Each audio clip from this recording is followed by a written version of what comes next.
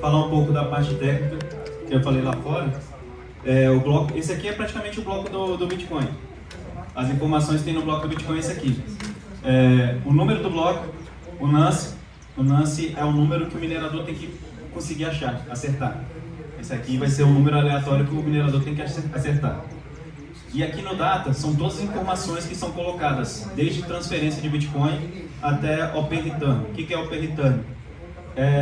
Se você quiser registrar um casamento, qualquer coisa, qualquer texto, você vai colocar um Open Return e registrar o texto. Então, tudo que ficar aqui dentro é conteúdo do bloco. É o que está acontecendo dentro daquele praticamente 10 minutos. E quando isso passa por uma criptografia, quando essas informações passam pela criptografia, elas geram um hash, um resultado. Aqui no caso desse site, a exigência é que tenha quatro zeros iniciais. Se inicie com 4 zeros. A gente estava comentando sobre isso lá fora, sobre o 256, né? Aí bateu na minha mente que é bom explicar isso novamente. Eu jogo número do bloco, o que foi transacionado, o que ocorreu dentro daquele período, acho o nonce para que essa mistura resulte em 4 zeros iniciais, nesse caso, nesse exemplo. Um ajuste de dificuldade para mais exigiria 5 zeros, para mais ainda 6 zeros, para mais 7 zeros. E o que acontece? Cada informação que eu incluo, olha lá embaixo o hash é alterado. Qualquer informação, até espaço, tudo altera o resultado da criptografia. E se eu peço para minerar, o que vai ser mudado é o segundo critério ali, o nonce, que a mineração é praticamente isso aí. Você achar um nonce que, juntando essas informações, o resultado tem aquela quantidade de zeros exigidas. No caso aí do exemplo, 4 zeros. Na blockchain, aquilo é o bloco. E como é que é formada a corrente? A corrente é formada porque todos os blocos trazem em si o resultado do bloco anterior. Então, aqui o prévio, como esse é o bloco 1, o prévio é 0, total 0. Como esse é o bloco 2, o prévio é o hash do bloco 1. Então, por isso que eu não consigo tirar ele de ordem. Não consigo porque cada um dele fala qual que é o anterior dele. Entendeu? O anterior do bloco 2, o hash está ali salvo no bloco 2. É o hash do bloco 1. Tem um ponto interessante aqui também, desculpa. Sim. Como você viu lá, que você coloca uma letrinha a mais ou qualquer coisa, o hash muda, para você conseguir mudar o blockchain de ordem, você tem que, né, qualquer letrinha, passei um Bitcoin para mim ali no meio, você vai alterar o hash do blockchain inteiro. Sim. Por isso que é impossível mudar. O que eles dizem, na verdade, é que o poder computacional que você vai gastar é bem mais caro do que você vai ganhar. Não é mais caro, não tá. Só ET. Só se baixar uma ET aí, com a tecnologia e tal. Cuidado que hoje em dia é diferente de ET, 10 anos, 15 anos, né? O computador explodará, acho que não fica doido isso. E a parada louca que eu acho isso aqui, essa corrente de blocos, dizem que foi pensada, o cara que criou, não lembro quem foi que teve a ideia, ele estava numa fila do comércio e ele só pensou o seguinte: como é que eu poderia sair da fila e voltar e todo mundo saber que eu estava ali naquela posição? Essa é a blockchain.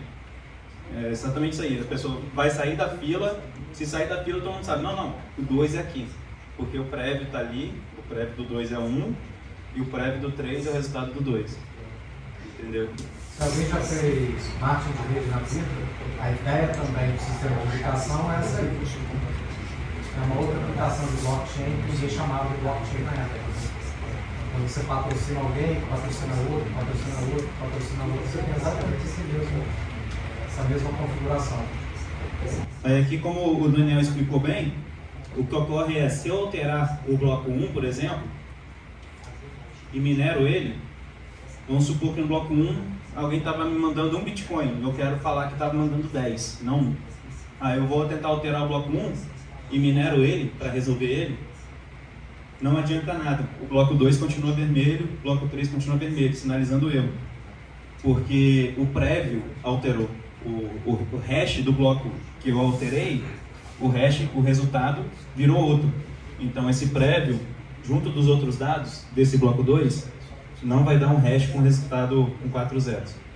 Então é isso que acontece. Se eu quiser alterar qualquer dado dentro do bloco, eu tenho que minerar todos de forma mais rápida, que não entre no novo bloco. Teoricamente isso aí já seria suficiente, mas não, porque ainda a rede é distribuída. Aqui eu vou reduzir, vai ficar difícil de ler, mas só para ter uma noção. Aqui são como se fossem vários nodes, né? Vários pontos. Então, se eu alterar esse aqui e conseguir minerar a fileira inteira, esse aqui vai estar todo informando que está correto. Porém, o último bloco desse aqui vai ter um hash diferente do bloco dos demais. Então, a pessoa que for minerar, for entrar com um novo bloco, ela vai ter que escolher qual vai ser o prévio que ela vai colocar.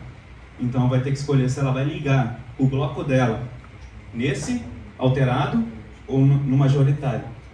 Então, nem se você tiver poder computacional para conseguir alterar toda a rede da blockchain, toda a corrente de elo da blockchain, você ainda teria que alterar de todo mundo que tem node, né? Teria que alterar de todos que estão participando ali do processo, porque uma pessoa só já manteria o Bitcoin da forma que é correta.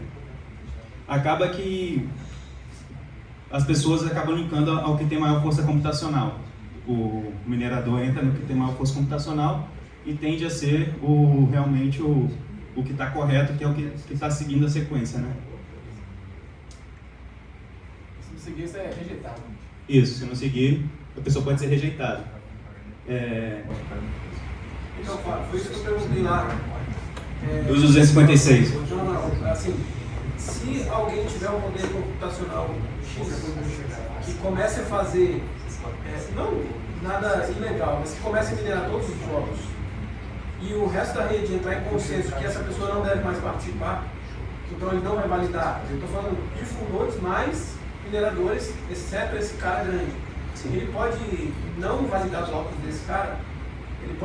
A rede pode decidir que os blocos que vierem do fulano da máquina tal, cidade do tal, não vão dar continuidade da corrente e excluir ele da geração? Pode. Aconteceu inclusive recentemente agora, com aquela empresa americana que começou a pintar os blocos dela. Isso é. Então, eu tenho que dar os comandos para não aceitar mais aquele cara. Só que nesse caso, você vai perder receita, porque você não vai... As transações não mais passarão por você. E você não vai conseguir. Não, o cara que. Não, mas eu estou falando, o cara. Ele consiga manter o poder computacional para definir rumos, por exemplo. O cara criou o Google, foi lá e criou o computador quântico.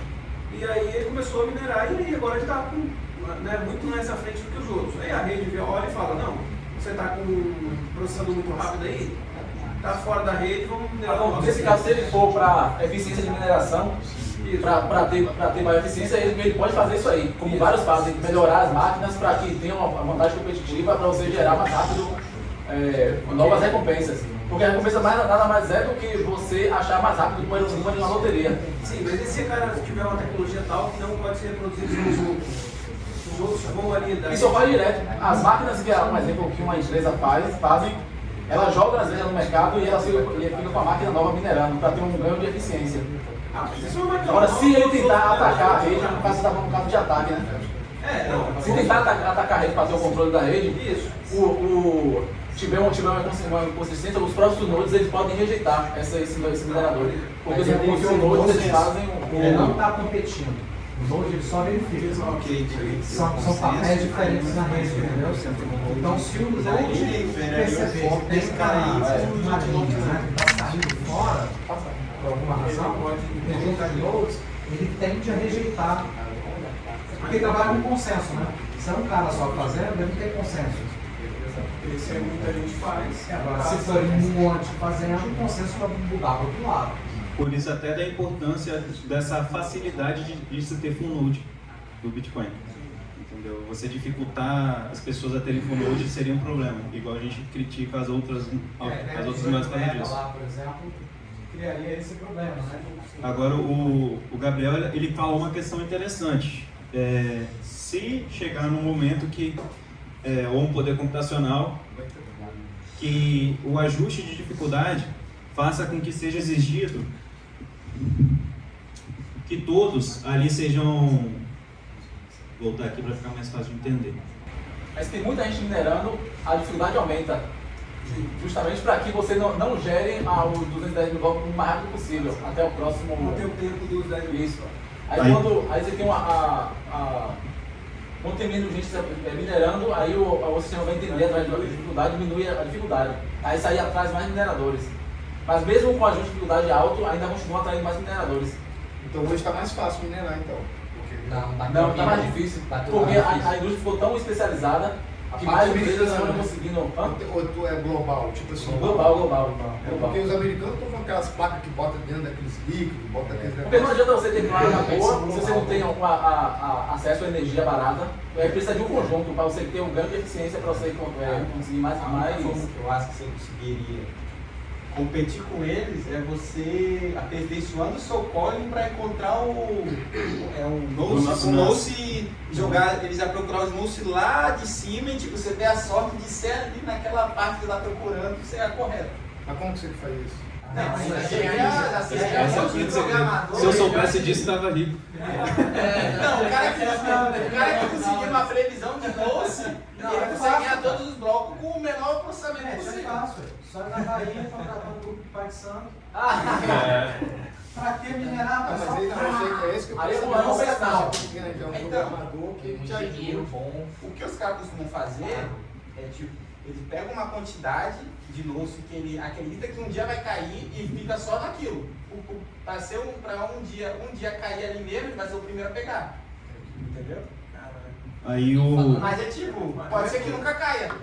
Falando também sobre o É loteria. ajuste de dificuldade, né? Até O porque o Michael nosso Saylor repete, ele na também. verdade. Oi? O nosso repete. Pode repetir, pode ser infinitos É números igual primos. loteria. Por mais que você ache que os números se repetem, todo novo sorteio... e essa questão, o Nance, ele não eu até falava isso algumas vezes como se fosse uma resolução matemática, não tem nenhuma relação com resolução matemática, é um chute. Você pode ter um bilhete e ganhar, um cara com uma mineração pequena conseguir ganhar um bloco, ou você pode ter vários bilhetes e... Tem maior chance de ganhar. Só que a probabilística é essa, quanto maior poder computacional... Aí então ela tá fazendo chips que conseguem diminuir essa probabilidade, ele consegue ser mais assertivo, mas ainda assim a probabilidade. Tem algumas pessoas, tem alguns programadores já criaram código mais eficiente. Só que aí eles vendem para essas empresas grandes de mineração por milhões. Aí Não só o programa, a arquitetura também a do chip arquitetura, o que a gente tem acesso é o pessoal que botou open source, né? Que é o basicão. A arquitetura do chip ela influencia na rapidez com que ele vai gerar novos nonces também, né? E o Gabriel ele botou uma questão, Gabriel 1, Gabriel 2, eu tenho que citar agora. O Gabriel 1 aqui, ele falou uma questão interessante, porque a dificuldade, ela apenas exige um zero a mais. Porque cada vez que eu exigir que tenha um zero a mais, é uma coincidência a mais do resultado que eu exijo, né? Dificuldade da rede. E aqui são 256 alfanuméricos, né? E se um momento a dificuldade for tamanha que os 256 tiver que ser zero, 255. 255, isso, tiver que ser zero. Isso aí é uma coisa que eu fiquei, Aí os achei blocos interessante. seriam minerados cada vez em menos tempo, podendo ser que a gente pode chegar no poder computacional, que cada bloco vai ser minerado a cada um segundo, aí os halves vai ser a cada uma semana.